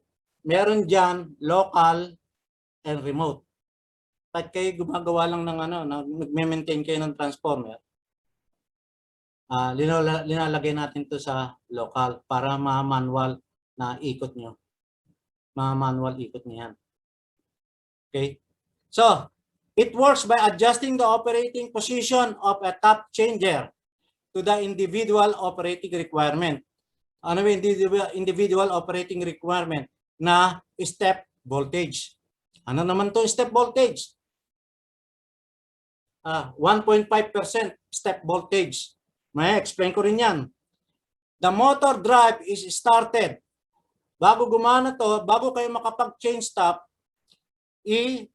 mag-start siya by single control pulse. Pipindutin nyo lang po. Or dito, manual. Kung nag-check lang kayo, nagtetest lang kayo ng transformer. Either given manually or triggered by a voltage regulator. Oops, pumasok naman tong voltage regulator. Ano ginagawa ng voltage regulator dito? Explain ko sa inyo mamaya ulit. So, voltage regulator. The tap changer operation are initiated automatically by an automatic voltage regulator. Kasi si automatic voltage regulator, kung tap changer lang siya, wala nitong voltage regulator, paano malalaman ni transformer na magtatap siya ng change? Imamanual na naman, imamanual natin ka control center. Hindi na. Ang automatic voltage regulator, mababasa niya yan. Pag nabasa niya, nagkakaroon ng pagbabago, deviation sa voltage, sa secondary, magpapagalaw na siya. Which is in the remote tap changer control panel or RTCC at relay and control panel room. So, I'm discussing again, substation, ano? So, may relay and control room tayo. So, the regulator, ito na. The voltage regulator measure the voltage to be regulated and compares the actual value with a desired value. Kino-compare niya na. Kino-compute niya na. In case of deviation, it gives an electric impulse to the motor. Magko-command na siya sa motor drive unit or MDU, which will start a tap change operation. Ito po yan. Nasa loob po yan ng relay and control panel. So, wala akong makitang nameplate na maayos-ayos, gumawa na lang po ako. Etong banda rito, hindi nyo po makikita sa nameplate yan. Ang ginawa ko lang yan. 1.5. Step voltage, 1.5. Let's say top 8, 132,000 volts. So, 1980, 1.5. Pag 1.5% ng 132 is 1,980. Kaya pumapasok yan. Ganyan. Okay? Ganon din kung bababa niyo yung voltahe. So, alam na natin, drive-by mechanism. Okay? Ito. At the same time, pag nag-change kayo ng tap, nyari, minanual nyo, no? Nag-press kayo dun sa si control center, nag-change ng tap. Or kayo, nyari kayo operator, nasa local relay control room, nag-change tap kayo. Pero ito, naka-remote to Hindi kasi, pag ito yung naka-local, hindi nyo magagalaw ang remote, ang control center, tsaka yung nasa control room ng substation. Okay? Ganito mangyari yan. Pag nag-press kayo, si motor, i-stretch niya yung spring. Maglo-load siya sa spring, i-stretch niya yan. Magbibigay siya ng tension. Pag umabot na siya sa maximum ng tension, bibitaw na yan. Pag bitaw niyan, doon palang papasok yung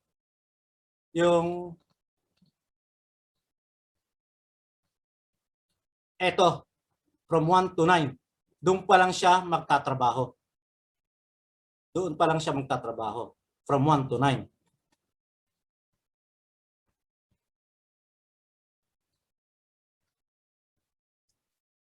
Okay? This operates the diverter switch after releasing in a very short time independently of the motion of the drive mechanism. The gearing ensures that this diverter switch operation always take place after the top pre-selection operation has been finished. Okay? Ngayon, caution, ito yung pagkakamali. Yung nakita niyong dinidiscuss ko sa estudyante ko, kabago-bago. Meron nung kasamang instructor, pero hindi siya sa substation. Sa cable siya. 132 o 380, MV cable. Lahat ng klaseng cable siya yung nagtuturo. Nakialam. Nagpindot siya rito. Dito manually, pinindot niya. Pak. Nag-i-stretch pa yung nag-i-stretch pa yung spring. Okay, tinetension pa ni motor yung spring. Umano pa lang siya, nag-operate na naman siya. Hindi pa natatapos, nag-operate. Ilang beses yung ginawa yun. Alam niyo nangyari sa diverter switch? Yung top doon, nawala na sa posisyon. Natapos yung top, yung isang yung main top, nasa gitna, hindi dumikit do sa dapat niyang puntahan. Nasira, ginawa ko? Sinabi ko sa management, tawagin yung maintenance nito. Dahil ito hindi namin kayang i-maintain Tinatawag talaga yung specialized to ang gumagawa rito So, do not operate diverter switch command until top selector contact top change completed. It is completed. So, ibig sabihin, yung sinasabi ko, etong dalawang to, dito nagtapos. Dito sa gitna. Between this one and this one. Dito siya nagtapos. Wala nangyari. Yan nasira. Kaya kami mismo ang nagbukas dito kasama yung kaya ako inalam ko paano nila gawin. Pero kailangan talaga ng mga special tools. Hindi pa pwedeng maituro na lang sa sa basta-basta. Ganyan yan. Okay? Question. May question ako. Hulaan nyo na lang How much switching time will it take for diverter switch? Ito. Okay. Diverter switch to complete 1 to hindi 10 to 9 from 1 to 9. 2 transition resistor. Yung paglipat niya gaano kabilis yung time. Tip ko milliseconds lang yan. 3 total operating time of OLTC, meaning from nung nagbigay kayo ng command spring tensioning hanggat umabot dito. Gaano? Hula. May manghuhula ho ba? Ha? Okay, wala makasagot. Answer. In number 1, diverter switch to complete. Ito, from here hanggang dito will take 40 to 60 milliseconds. Ito yung sinasabi ko, kailangan mabilis. Will take 20 to 30 seconds. Ito, makawala na kagad. Makawala na kagad. Okay, mag-open na kagad. Kailangan mag-open na kagad para mawala yung circulating current. Yung mula sa spring tensioning hanggang 9. Not more than 10 seconds. By the way, depende yan sa manufacturer ng on-load top changer. Yan, tinanong ko kung ano to. Kamukha ng Buchholz dahil kahit ako nung umpisa nabigla ko, Buchholz yan. It's not a Buchholz, sabi ng kasamahan ko. So, it is an oil surge mechanical relay. Okay? Kung titignan po natin ito, saan ba yun?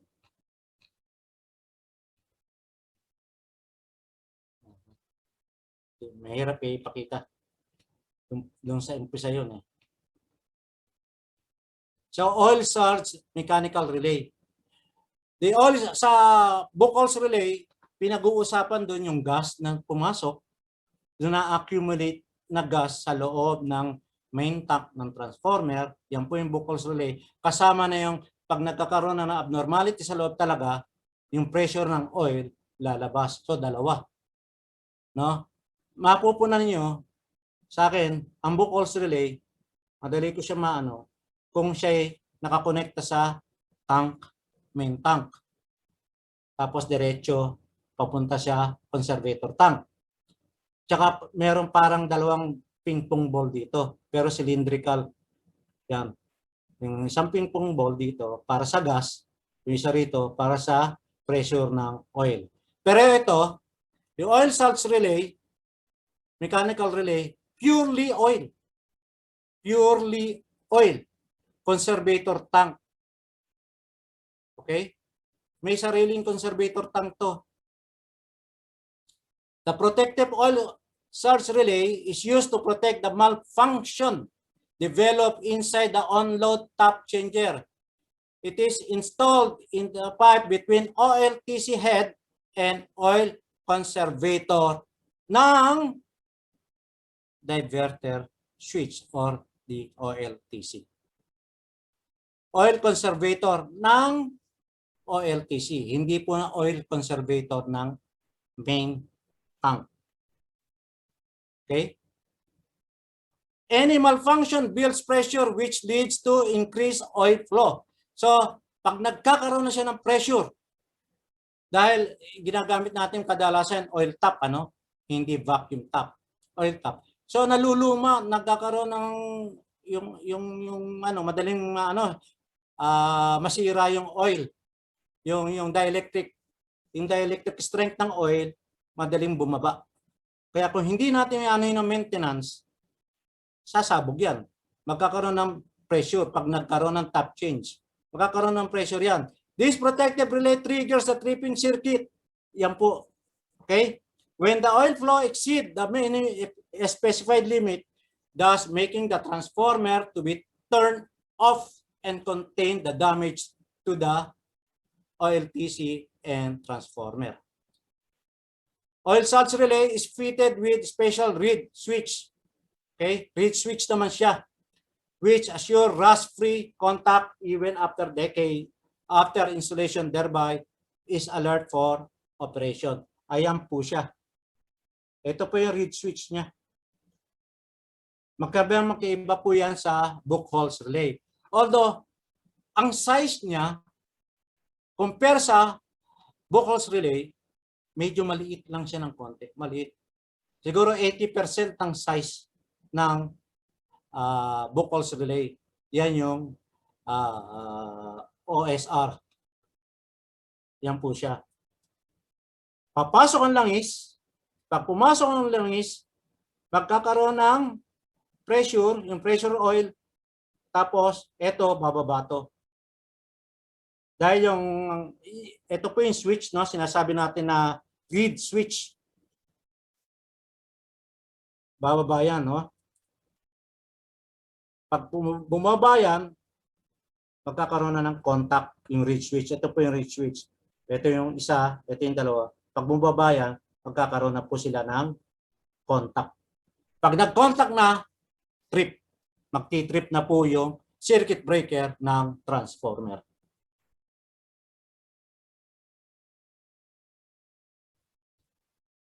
So, yung OLTC conservator, katulad din ng conservator ng main tank. Meron din siyang silica gel breather, oil level, temperature gauge. Meron yan, ano? Tanong ko lang, kunyari ito. Ayan siya, no? Ito yung para sa on-load tap changer. Ito po yung para sa main tank. Okay? Pareho silang merong silica gel breather. Okay? May silica gel yan.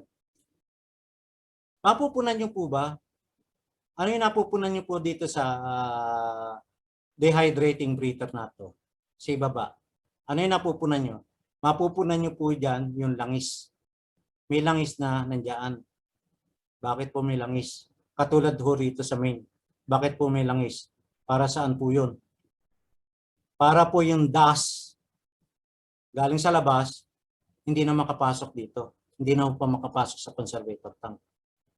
Kung minimaintain natin yung moisture na hindi makapasok dito dahil may dehydrating, may silica gel breather, merong oil sa ibaba niyan para yung dust hindi makapasok. Lalo na po sa Saudi Arabia, humid. Sa Riyadh, humid. Kaya pag nag-alikabok siya, pinong-pino. Okay? Ito yung isang klase. Ito yung conservator ng main tank. So question. Question.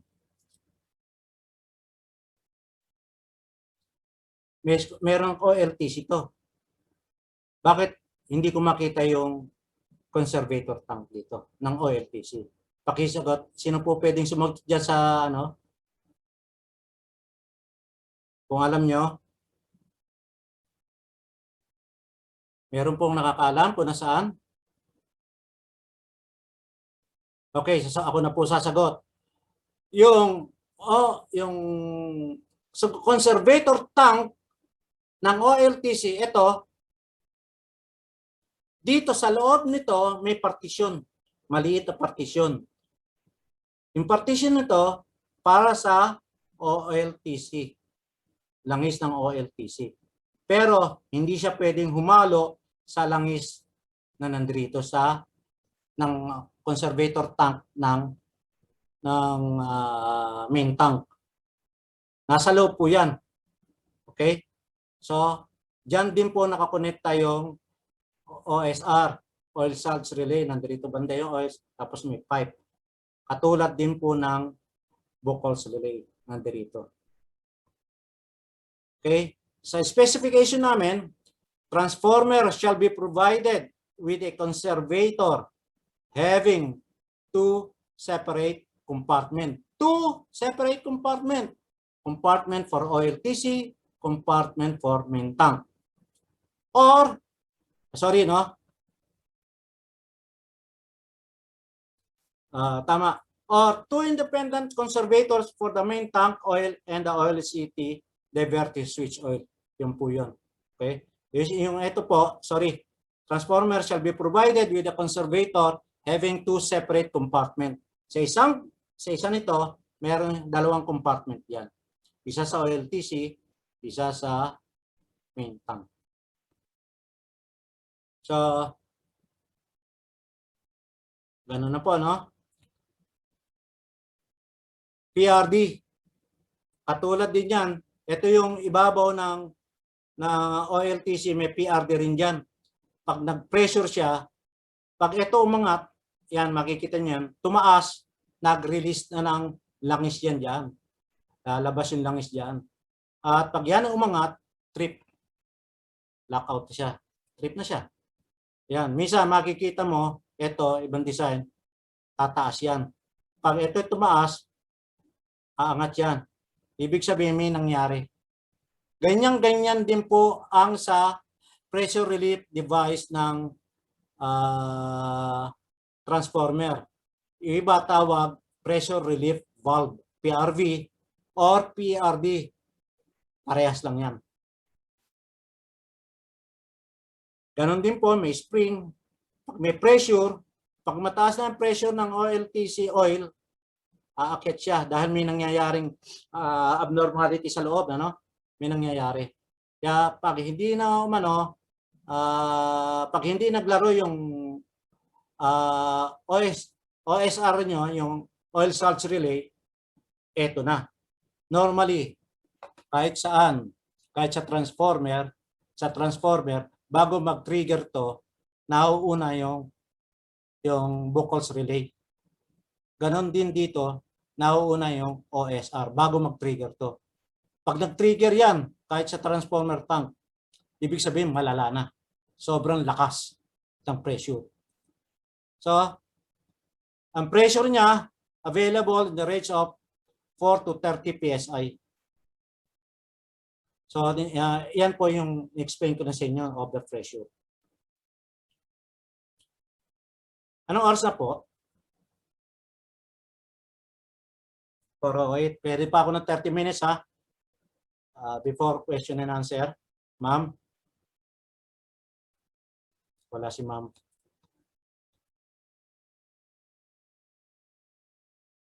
May nakakaalam ho ba sa transformer ang hot standby? Hello? Meron po ba tao? Hello? Sir, meron po, sir. Okay. May nakakaalam pa sa inyo ng hot standby? Wala siguro, wala sumasagot eh. Ha? Wala po, sir. Hindi po familiar, sir. Okay. Okay. Hot standby. Isa dyan, hot standby. Explain ko sa inyo ang hot standby sa ganito, no? Transformer, GT1, GT2, and GT3. So, paano yan? 3 transformer connected in parallel and the AVC panel. What is the effect? Ano epekto ng circulating current sa transformer when 2 or more transformer are in parallel kung magkaiba sila ng top? Let's say, yung isang transformer GT1, nasa top 8. Yung transformer GT2, nasa top 9. Yung transformer GT3, nasa top 7. Magkakaiba sila. Magkakapareho ba sila ng voltahe? Hindi. So, kung sila ay nakaparallel, magkakaroon tayo ng circulating current. Pag nagkaroon ng circulating current sa transformer, malaking problema na po yan. So, the higher voltage transformer, the higher, no? Hindi ko sinasabing VT, no? Yung high voltage to, no? The higher voltage of the transformer inject circulating current.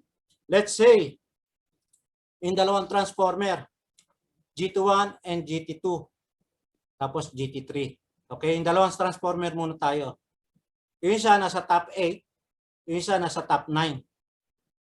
Makaiba sila ng voltahe, no? Alin ang mataas ang voltahe? Siyempre siya sa top 8, yung top 9 medyo bumaba ng konti, no? Nasa top 8 ang mataas. It will inject circulating current into the lower voltage 1. Alin niya sa lower voltage? Sa GT1. Yung GT1 na nasa top 9. Causing the pair of transformer to scuffle or struggle each other. Magtatalo silang dalawa. Dahil nakaparallel sila eh. Isang load lang yung inaano nila eh. Pinapasukan nila eh. Sinusuplayan nila eh. Okay? Magkakagulo sila. The circulating current only serves to heat up the transformer. Paiinitin lang yung transformer, reducing the overall efficiency ng transformer. Dahil nga rito sa circulating current. At no load, wala pa siyang load, when 2 transformer are in parallel group, a transformer with higher top position will typically have a higher LV side voltage than the other one with a lower top position. This unequal no-load voltage, unequal top position, will cause a circulating current to flow through the parallel connected transformer. A transformer with higher no-load voltage, typically higher top position, will produce circulating current. Inulit na naman dito. While transformer with lower no voltage, typically lower top position, will receive a circulating current. So yung may taas na voltahe, magpo-produce ng circulating current. Ang receiver naman, yung may bababang voltahe. Siya receiver. Pag may circulating current ka, mag-iinit ka, yung efficiency mo bababa. bababa yung efficiency ng transformer. So when load is connected on these two transformers, the circulating current will remain the same. Nandoon pa rin siya. But now it will be superimposed